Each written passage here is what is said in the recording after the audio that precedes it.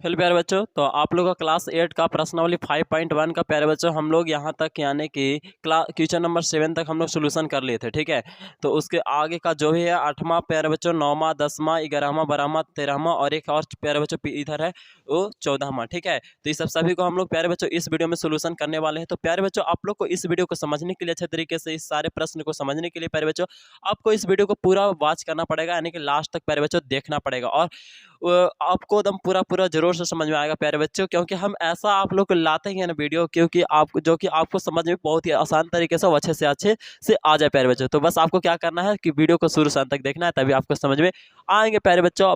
और प्यारे बच्चों वीडियो अच्छा लगेगा लास्ट में तो प्यारे बच्चों लाइक कर दीजिएगा। ठीक है, और चैनल पहली बार आए तो चैनल को सब्सक्राइब भी कर लीजिएगा। ठीक है, तो यहाँ पे 8वां प्रश्न बोल रहा है ना कि निम्नलिखित में कौन सा त्रिक पाइथागोरस त्रिक है प्यारे बच्चों। ठीक है, और त्रिक पाइथागोरस मतलब देखिए यहाँ पे लिख दें कि पाइथागोरस त्रिक कहने का मतलब है कि बड़ी संख्या का वर्ग बराबर अन्य दो छोटी संख्याओं के वर्ग का योग प्यारे बच्चों। ठीक है, 3 गो संख्या दिया हुआ है, एक क्वेश्चन में आपको दिख रहा है 1 2 3 लिखा हुआ है, 3 गो संख्या है ना। तो इसमें बड़ी जो संख्या है उसको वर्ग करने पर प्यारे बच्चों इन दो छोटे संख्याओं को वर्ग करने के जोड़ेंगे ना तो उसके बराबर आता है कि नहीं।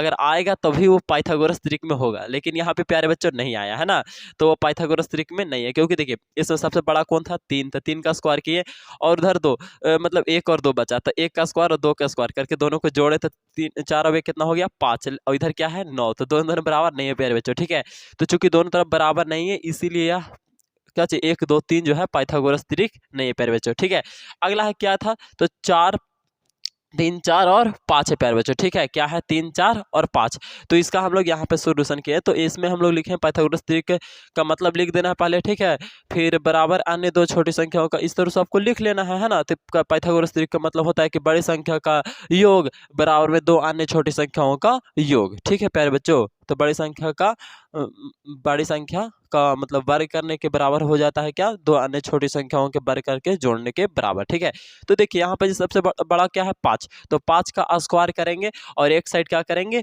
कि 2 और 3 का चीज 3 और 4 जो है छोटा छोटा संख्या उन दोनों का स्क्वायर कर देंगे और जोड़ देंगे। ठीक है, जोड़े तो कितना आ गया 25 आ गया, और इसको 25 इधर तो था ही, तो दोनों तरफ बराबर हो गया। तो दोनों का चीज चूंकि दोनों तरफ बराबर है इसीलिए यह का चीज 3 4 प्यारे बच्चों और 5 जो है पाइथागोरस त्रिक है। तो आप लोग को यहाँ तक समझने में आ रहा होगा, कोई दिक्कत नहीं है प्यारे बच्चों। ठीक है, तो ये आपका तीसरा प्रश्न है। उसी तरह से 6 और 8 और 10, तो प्यारे बच्चों यहाँ पर जो सबसे बड़ा तो आपको 10 दिख रहा होगा, तो 10 का स्क्वायर करेंगे और फिर दोनों क्या छोटा, तो छोटा में एक 6 है और एक 8 है, तो 6 का स्क्वायर और एक 8 का स्क्वायर, दोनों को क्या कर देंगे जोड़ देंगे।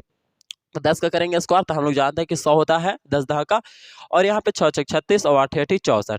प्यारे बच्चों 100 का 100 और इधर दोनों को जोड़ेंगे तो 100 दोनों तरफ बराबर आ गया ना प्यारे बच्चों, इसीलिए क्या है पाइथागोरस त्रिक है प्यारे बच्चों। ठीक है, चलिए इस तरह से हम लोग 3 तक सोल्यूशन कर लिए, यहाँ के 1 2 3 ई वाला कर लिए। अब ये 3 को आप लोग खुद से कर लीजिएगा। ठीक है, यानी ई वाला और ई वाला प्यारे बच्चों नहीं होगा, और ई वाला बात करें तो 3 दिया ही 9 और इधर 2 2 4 ही आएगा, ये भी नहीं होगा, और ये वाला प्यारे बच्चों शायद होगा। ठीक है, आप लोग करके देख लीजिएगा। ठीक है ना प्यारे बच्चों, कर लीजिएगा ना, ये हम आप लोग पर HW छोड़ दे रहे हैं। ठीक है, चलिए आगे 9वां प्रश्न देखते हैं।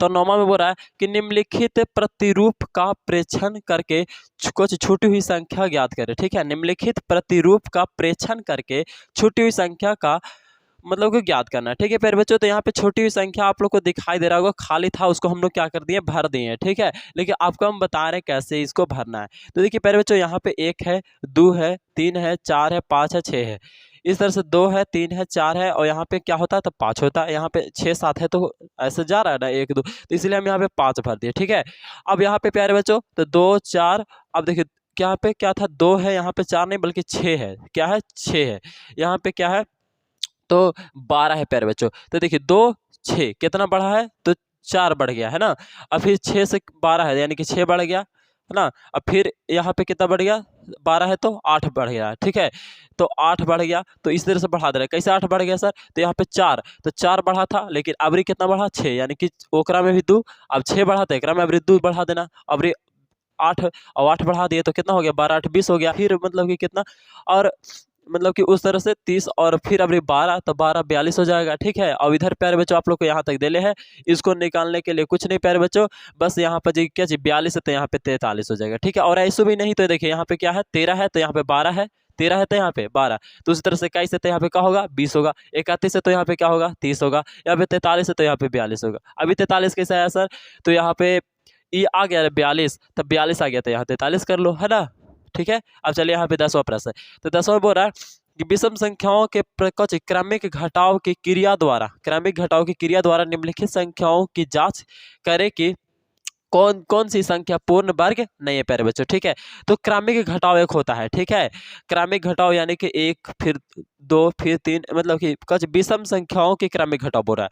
क्रमिक घटाव खाली नहीं बोला बल्कि विषम संख्याओं के क्रमिक घटाव, यानी कि विषम संख्या किसको बोलते हैं, जो जैसे कि 1 3 5 ये सब क्या है विषम संख्या, जो 2 से पूरा पूरा नहीं करता है। ठीक है, तो उसको घटा के और हमको चेक करना है कि वर्ग है या नहीं प्यारे बच्चों। ठीक है, तो देखिए यहाँ पे घटाए हैं, कैसे घटाए हैं, 81 दिले हैं, 81 में से 1 पहले घटाएंगे, फिर क्या घटाएंगे 3, फिर क्या 5, फिर क्या, तो 5 के बाद फिर 7 घटाएंगे, और जो जो बचेगा फिर उसी में से उसको घटाते जाना है। ठीक है, तो इस तरह से आपको कर लीजिएगा, तो लास्ट में क्या आ जाएगा 0 आ जाएगा। ठीक है, और 0 आ जाएगा तो क्या हो जाएगा, वो जो दिया हुआ था संख्या वो क्या है पूर्ण वर्ग है प्यारे बच्चों, जांच हो जाएगा। अब इसको वर्गमूल भी निकालना है, अगर निकाल 81 का तो कैसे निकालिएगा, तो देखिए इक्का है एगो हुआ, ठीक है, इक्का हो गया 2 गो, इक्का हो गया 3 4 5 6 7 8 9, 9 हुआ ना, यानी कि 81 जो है 9 का वर्ग है प्यारे बच्चों। ठीक है, वर्ग है ना, 9 का वर्ग है। चलिए यहाँ पे आगे बढ़ते हैं, तो 121 को भी इस तरह से निकाल लिया, घटा लेना है, कुछ नहीं बस 1 फिर घटाएं, फिर 3 घटाएं, फिर 5 घटाएं, फिर क्या घटाना है, तो 7 घटाना है, फिर 9 घटाना है, फिर क्या घटाना है, तो 11 घटाना है, फिर 13 घटाना है, 15 घटाना है, 17 घटाना है, 19 घटाना है, 21 घटाना है। अब सर वर्गमूल कितना का है, तो एक दिन गिन लो ना क्या हुआ, 1 2 3 4 5 6 7 8 9 10 11, 11 का हुआ तो 11 का ही वर्ग है। ठीक है, बहुत ही आसान है, इसी तरह से आप लोग 3 और 4 का बना लीजिएगा ना, बहुत ही आसान है प्यारे बच्चों। उम्मीद करते हैं इतना काम किया करो मेरे बच्चों, इससे क्या होगा ना कि आपका मतलब खुद से भी बनाने का स्टाइल कुछ आएगा। ठीक है, तो इससे खुद से बनाया करो, हम इतना बता दे रहे हैं ना।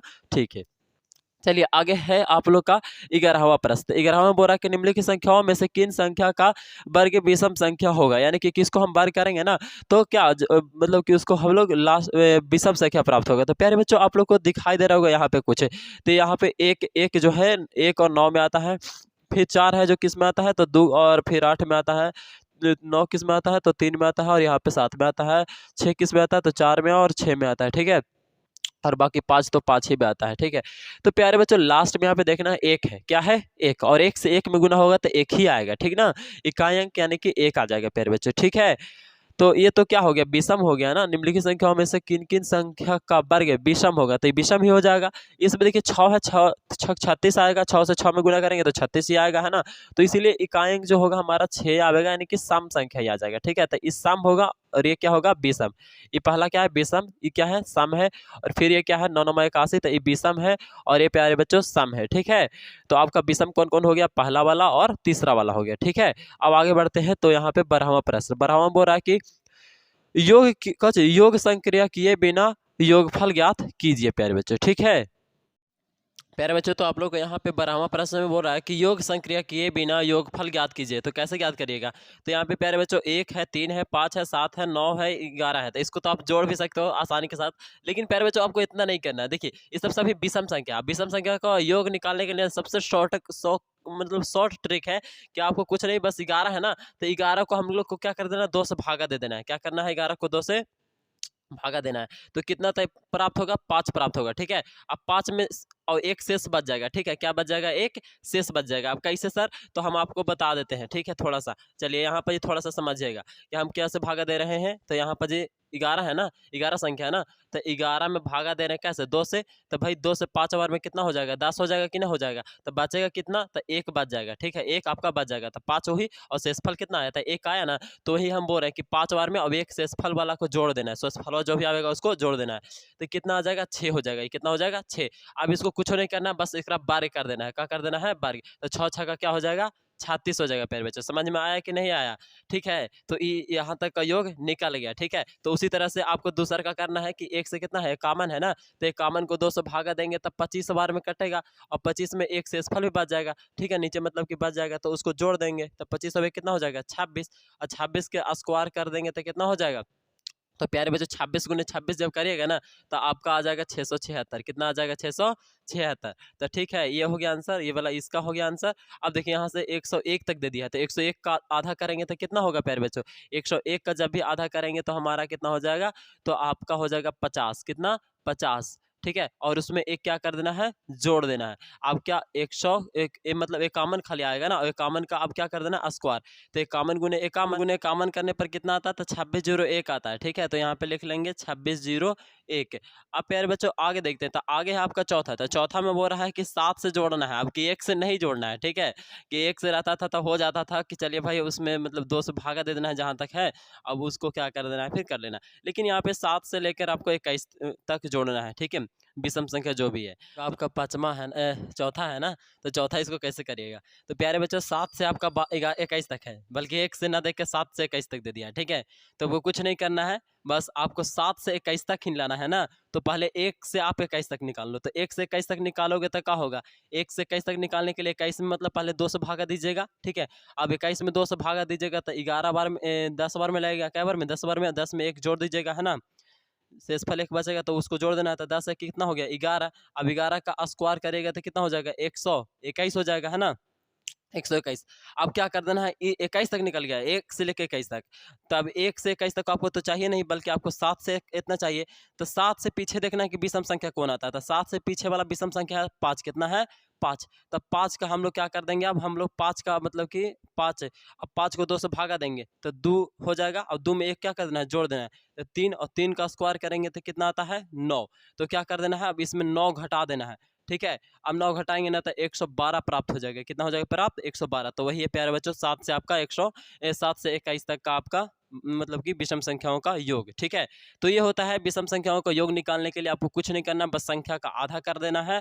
क्या कर देना है? आधा कर देना, उसका मतलब एक शेषफल रहेगा तो उसको जोड़ के उसका फिर स्क्वायर कर देना। ठीक है, फिर यहाँ पे निम्नलिखित संख्याओं के वर्गों के इकाई अंक क्या होंगे? तो वर्गों का इकाई अंक हमको देखना है। तो देखिए यहाँ पे 5 है ना, तो इसका पहला का क्या हो जाएगा? वर्गों का इकाई अंक क्या हो जाएगा? तो इकाई अंक क्या होगा? वही ना बोल रहा है कि निम्नलिखित संख्याओं के वर्गों के इकाई अंक क्या होंगे, कितना होगा?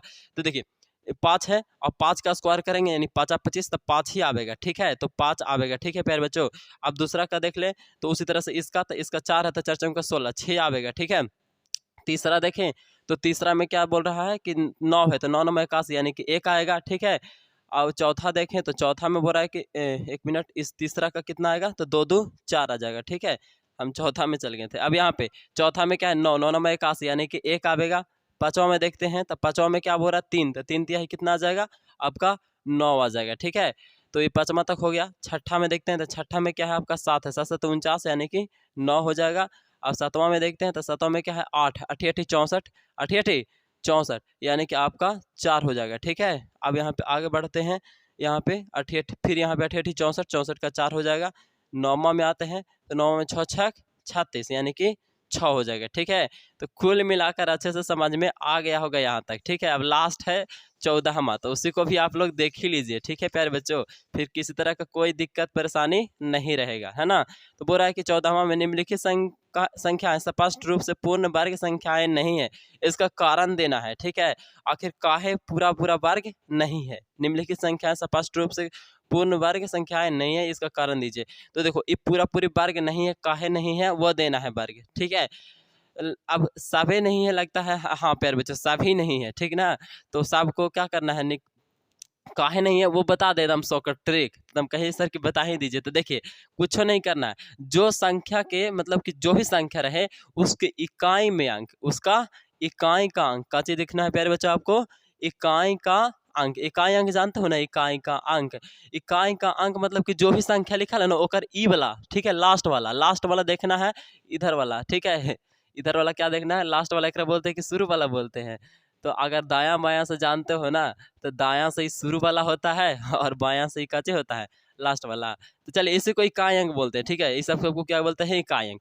अब उसको देखना है, इकाई अंक अगर आपका प्यारे बच्चों 2 रहता है या 3 रहता है ना, 2 रहता है या 3 रहता है, या तो प्यारे बच्चों आपका 7 रहता है ना, या तो फिर 8 रहता है, या तो 1 0 रहता है, तो उसको हम लोग बोलेंगे कि वो पूरी वर्ग हो ही नहीं सकता, कोई भी संख्या का वर्गमूल उसको निकल ही नहीं सकता। ठीक है, उसका पूर्ण वर्ग संख्याएं नहीं है, ठीक है। वो पूरा उसका वर्गमूल नहीं निकलेगा तो वर्ग होगा कहाँ से, नहीं ना होगा। तो प्यारे बच्चों देखिए इसके अंत में 2 है तो दो इसमें है ना। 2 रहेगा तो ओकरा पूरा पूरी वर्ग नहीं ना बोलेंगे, यानी कि एकरा पूरा पूरी वर्ग हम लोग नहीं बोलेंगे। एकरा देख लेते हैं, तो ये तो नहीं ना बोलेंगे, एकरा तो हम नहीं बोलेंगे। एकरा तो एकरों में 7 है और यहाँ 7 है तो ये नहीं है बोलेंगे, ठीक है। ये वाला 8 है, यहाँ पे भी 8 है, नहीं बोलेंगे इसको। 3 तो 3 भी नहीं बोलना है, ठीक है। 0 देखो 0 एक गो रहेगा या तो फिर 3 गो रहेगा, है ना, तो उसको भी नहीं बोलना है, ठीक है। या 5 गो रहेगा तो उसको भी क्या करना है, नहीं बोलना है। यानी कि जोड़ा के छोड़ के विषम मतलब कि 3 गो 0 है या तो फिर एक ही गो 0 है या तो फिर 5 गो 0 या 7 गो 0 रहता है ना लास्ट में, तो उसको भी नहीं बोलना है, ठीक है। तो इसको भी नहीं बोलेंगे। इसको लास्ट में 2 है, इसको भी नहीं बोलेंगे काहे कि इसमें 2 है। फिर इसमें 3 गो 0 दे दिया है जबकि नहीं बोलेंगे, 2 गो रहता तो चलता। इसमें भी 1 0 है तो इसीलिए इसको भी नहीं बोलना है। तो कुल मिलाकर समझ में आ गया होगा प्यारे बच्चों। बहुत ही अच्छे तरीके से हम बताने का कोशिश किए हैं प्यारे बच्चों, ठीक है। तो अब फिर मिलेंगे नेक्स्ट वीडियो में, तब तक के लिए जय हिंद, जय भारत, वंदे मातरम।